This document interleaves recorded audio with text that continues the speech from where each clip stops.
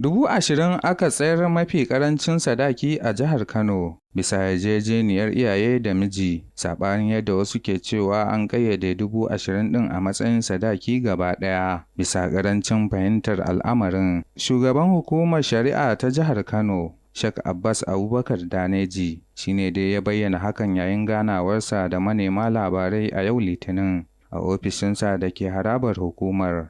Sheikh Abbas Daneji ya ce tsayar da mafi ƙarancin sadakin na Naira 20,000 na zuwa ne biyo bayan wani taro da hukumar shari'ar ta jagoranta da shugabannin hukumar Zakka da Hudusi da ɓangarorin malaman addinin Musulunci da kuma masana a ranar Alhamis 14 ga watan Agustan 2025. To ko me jama'a ke cewa akan wannan al'amari? Sunana Abdul Hajiya. Abu ne mai kyau, kuma abu ne wanda zai taimaka wajen bunƙasa tattalin arzikin ƙasa. Idan muka yi duba da yawan rashin aikin yi da matasa suke fuskanta, wanda yana ɗaya daga cikin abin da yake hassasa ko kuma saka aure ya fita a ran su matasa, saboda bayan wannan sadaki fa akwai lefe da za a yi da sauransu.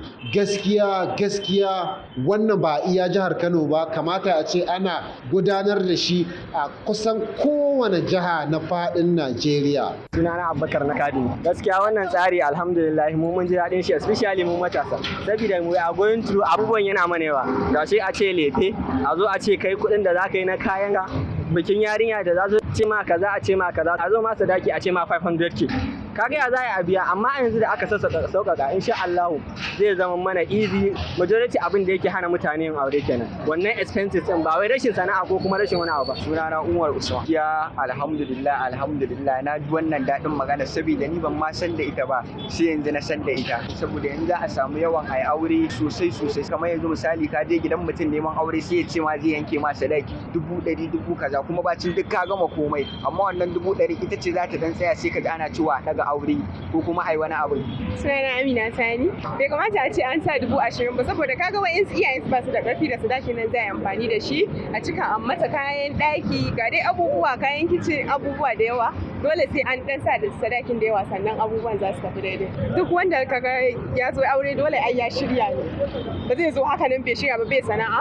Ba za a ɗauke ki a gidanku a bamu wanda bai da sana'a ba. Dole sai mutum na da sana'a zai zo wurin. So kuma idan mutum na da sana'a, ko nawa aka yanka mai sadaki ai zai biya.